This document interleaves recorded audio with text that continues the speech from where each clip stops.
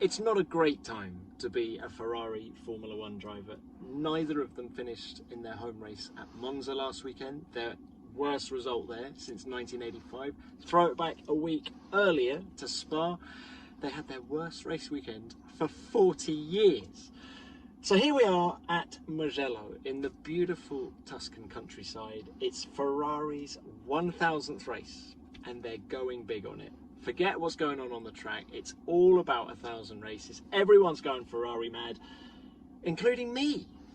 Because this baby is an F8 Tributo. All 710 brake under my right foot there. It's an absolute joy to drive. It's the prettiest Ferrari, in my opinion, for many a year. So it's all about 1,000 races.